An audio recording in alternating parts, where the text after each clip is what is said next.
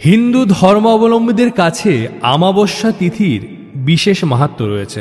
ধর্মীয় বিশ্বাস অনুসারে আষাঢ় অমাবস্যা দারুণ গুরুত্বপূর্ণ একটি তিথি। এই দিনে স্নান দান করা হয়ে থাকে। শাস্ত্র অনুসারে আষাঢ় মাসের অমাবস্যা তিথিতে প্রয়াত পূর্বপুরুষরা তাদের জীবিত উত্তর পুরুষদের দেখতে পৃথিবীতে নেমে আসেন। এই দিনে স্নান দান করলে বিশেষ পুণ্য ফল লাভ করা হয়ে থাকে। প্রিয় ভক্তরা, আজকের ভিডিওতে আমরা জানব কবে আষাঢ় অমাবস্যা এবং এই অমাবস্যায় কি করবেন এবং কি করবেন না। এই অমাবস্যায় কোন বিশেষ মন্ত্রটি পাঠ অথবা শ্রবণে বিশেষ ফল আপনি পাবেন। দীর্ঘদিনের কোনো ইচ্ছা আকাঙ্ক্ষা এবং মনোবাঞ্ছা পূর্ণ করবে স্বয়ং দেবী কালী। আষাঢ় অমাবস্যা তিথি হিন্দু পঞ্জিকা অনুসারে আগামী 5 জুলাই শুক্রবার ভোর 4:57 পড়বে অমাবস্যা তিথি। পরের দিন অর্থাৎ 6 জুলাই শনিবার ভোর 4:26 পর্যন্ত থাকবে অমাবস্যা। আষাঢ় অমাবস্যায় কি করবেন?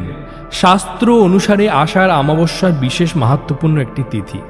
এদিন সকালে স্নান সেরে পিতৃপুরুষদের উদ্দেশ্যে তর্পণ করার রীতি প্রচলিত আছে। তর্পণ সেরে পিতৃপুরুষদের নাম নিয়ে দান করতে হয়। এদিন গরিবদের অর্থাৎ দরিদ্র মানুষদের পোশাক, শস্য ইত্যাদি আপনি দান করতে পারেন। পিতৃপুরুষদের তর্পণ করার সময় হাতে কুশ, কালো তিল ও সাদা ফুল। আষাঢ় অমাবস্যায় সন্ধ্যাবেলা অশ্বত্থ গাছের নিচে সর্ষের তেলের প্রদীপ জ্বালালে খুব ভালো ফল পাওয়া যায়। অশ্বত্থ গাছেই প্রয়াত পূর্বপুরুষরা বাস করেন। এছাড়া এই দিন সন্ধ্যাবেলা বাড়ির দক্ষিণ দিকে একটি সর্ষের তেলের প্রদীপ জ্বালাবেন। এদিন ময়দা দান করলে উপকারী ফল পাবেন। এছাড়া নুন, চিনিও দান করতে পারেন। এবার জানব এই অমাবস্যায় কি করবেন না। আষাঢ় অমাবস্যা তিথিতে কিছু নিয়ম মেনে চলা উচিত। এদিন ভুলেও কোনো প্রবীণ মানুষদের সঙ্গে দুর্ব্যবহার করবেন না। এদিন মদ বা মাংস ছোবেন না। কারোর সঙ্গে ওই দিন ঝামেলায় জড়াবেন না। অমাবস্যা তিথিতে কোনো ভিক্ষাজীবী আপনার দ্বারে এলে তাকে খালি হাতে ফেরাবেন না। এবার পাঠ করব সেই শক্তিশালী মন্ত্রটি 108 বার। কালী ঠাকুর হলেন একজন হিন্দু দেবী। তার অন্য নাম শ্যামা বা আদ্যা শক্তি, মা তারা। আমাদের মনস্কামনা এবং আমাদের দুঃখ কষ্ট সমস্ত হরণ করে আমাদের পার্থিব জীবনে সমস্ত সুখ শান্তি এবং আধ্যাত্মিক সমস্ত সুখ শান্তি প্রাপ্তির উদ্দেশ্যে এবং মনের বিশেষ ইচ্ছা পূরণের উদ্দেশ্যে মা কালীর এই শক্তিশালী মন্ত্র আমরা সকলে মিলে 108 বার পাঠ করব।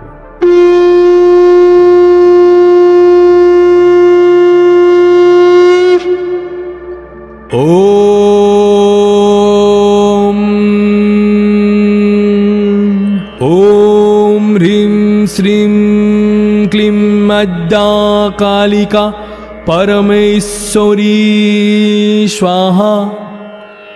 ओम ह्रीं श्रीं क्लीं अद्या कालिका परमेश्वरी स्वाहा। ओम ह्रीं श्रीं क्लीं अद्या कालिका परमेश्वरी स्वाहा। ओम ह्रीं श्रीं क्लीं अद्या कालिका परमेश्वरी स्वाहा।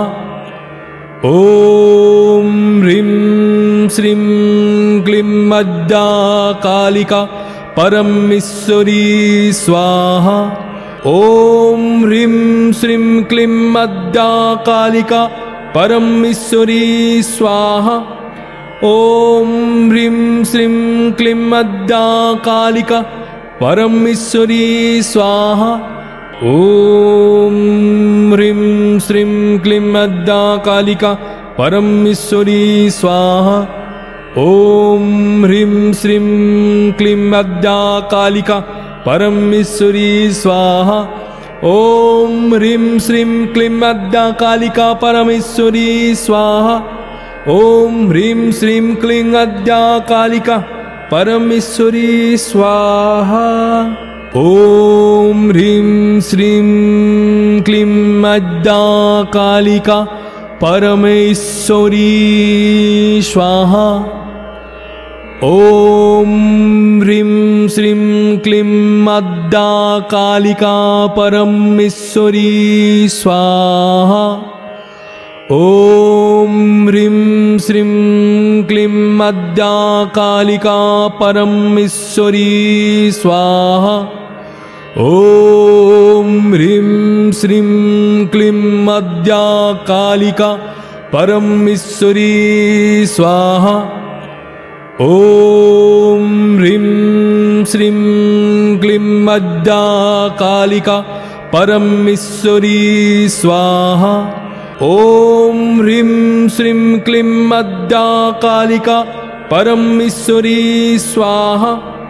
ॐ ह्रीं श्रीं क्लीं अद्या कालिका परमेश्वरी स्वाहा।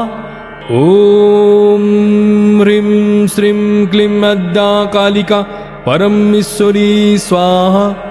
ॐ ह्रीं श्रीं क्लीं अद्या कालिका परमेश्वरी स्वाहा।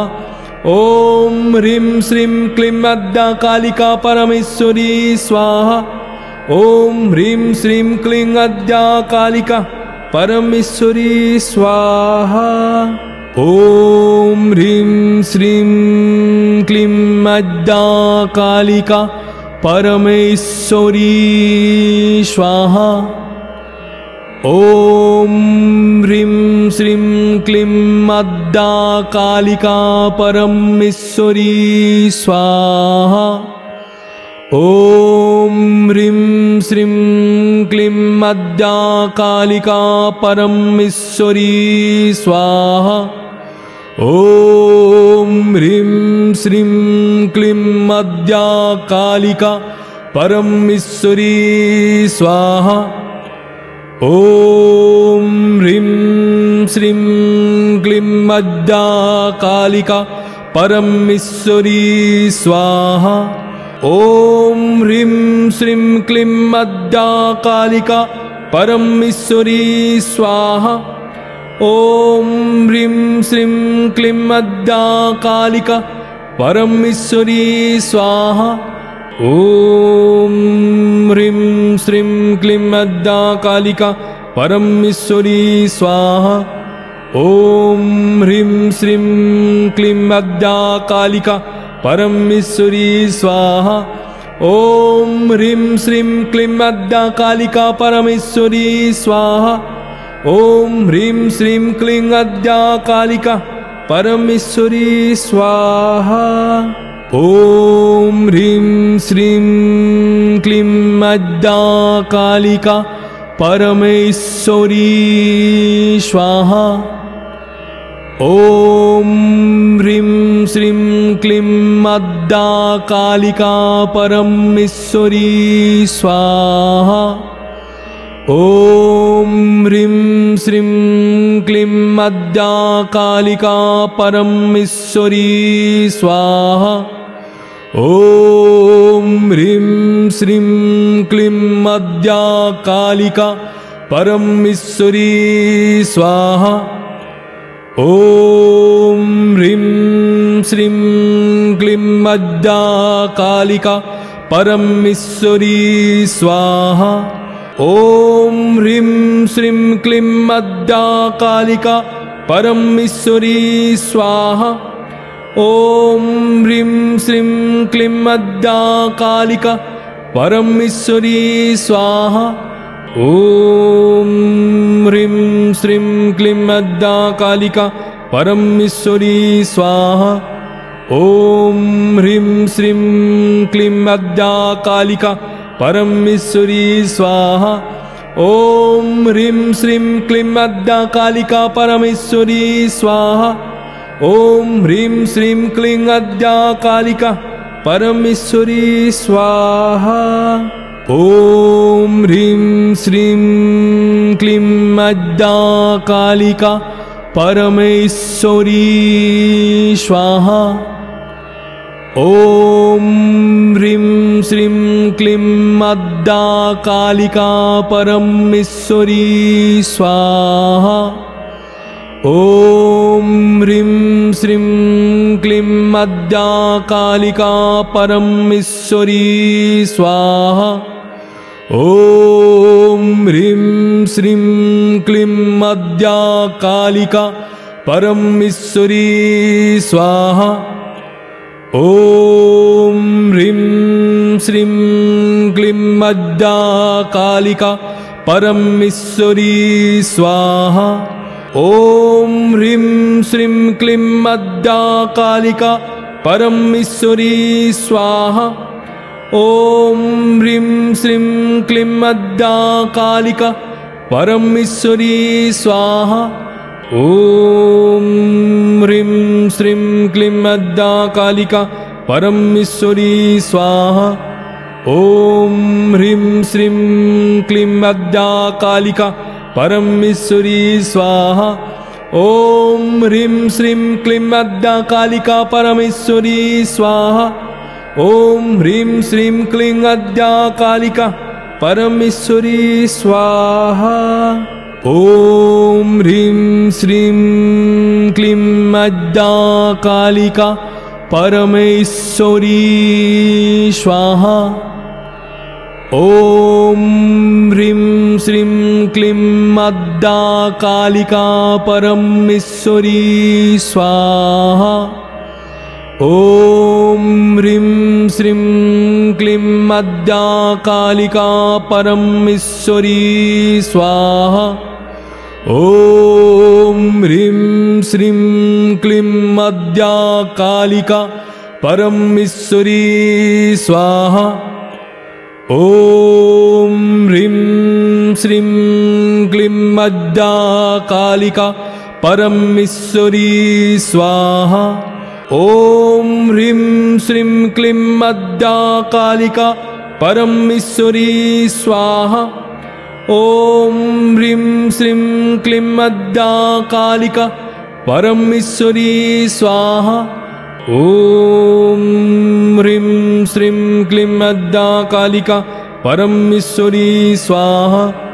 ॐ ह्रीं श्रीं क्लीं अद्या कालिका परमेश्वरी स्वाहा। ॐ ह्रीं श्रीं क्लीं अद्या कालिका परमेश्वरी स्वाहा। ॐ ह्रीं श्रीं क्लीं अद्या कालिका परमेश्वरी स्वाहा। ॐ ह्रीं श्रीं क्लीं अद्या कालिका परमेश्वरी स्वाहा। ॐ ह्रीं श्रीं क्लीं अद्या कालिका परमेश्वरी स्वाहा।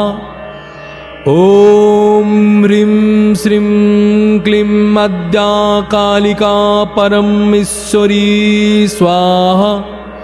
ॐ ह्रीं श्रीं क्लीं अद्या कालिका परमेश्वरी स्वाहा। ॐ ह्रीं श्रीं क्लीं अद्या कालिका परमेश्वरी स्वाहा। ॐ ह्रीं श्रीं क्लीं अद्या कालिका परमेश्वरी स्वाहा। ॐ ह्रीं श्रीं क्लीं अद्या कालिका परमेश्वरी स्वाहा।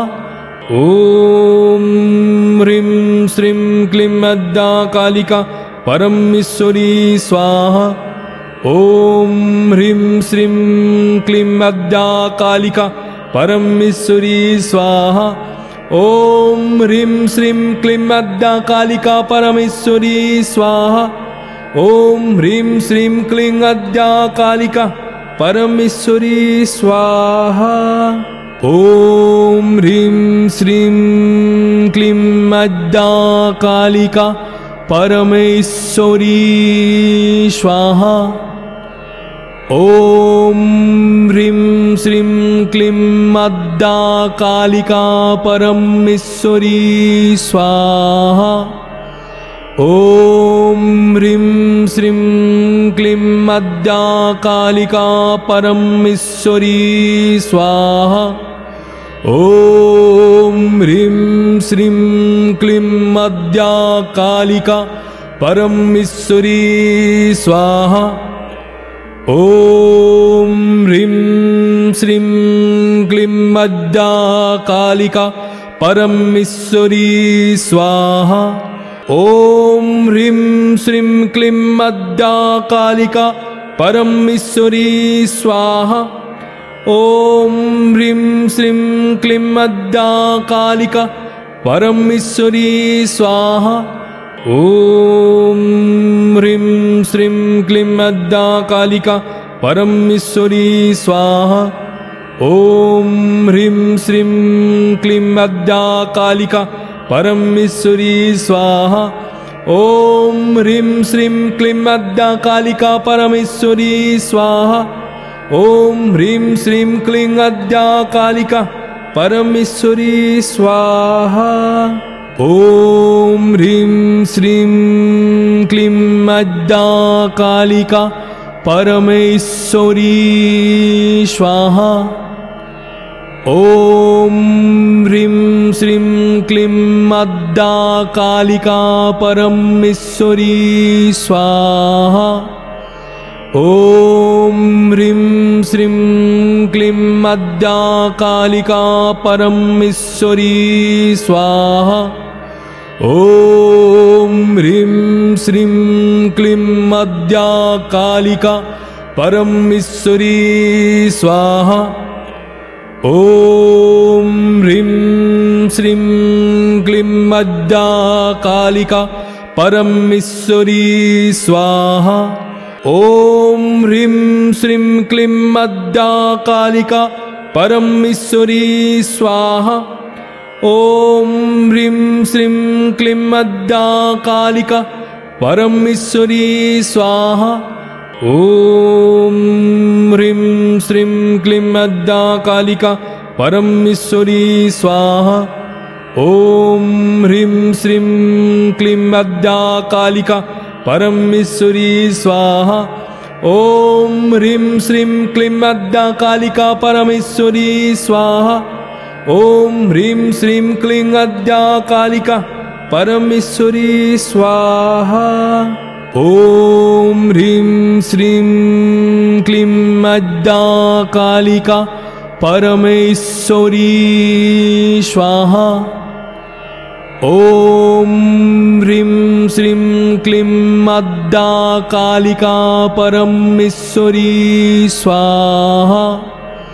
ॐ ह्रीं श्रीं क्लीं अद्या कालिका परमेश्वरी स्वाहा। ॐ ह्रीं श्रीं क्लीं अद्या कालिका परमेश्वरी स्वाहा। ॐ ह्रीं श्रीं क्लीं अद्या कालिका परमेश्वरी स्वाहा। ॐ ह्रीं श्रीं क्लीं अद्या कालिका परमेश्वरी स्वाहा। ॐ ह्रीं श्रीं क्लीं अद्या कालिका परमेश्वरी स्वाहा। ॐ ह्रीं श्रीं क्लीं अद्या कालिका परमेश्वरी स्वाहा।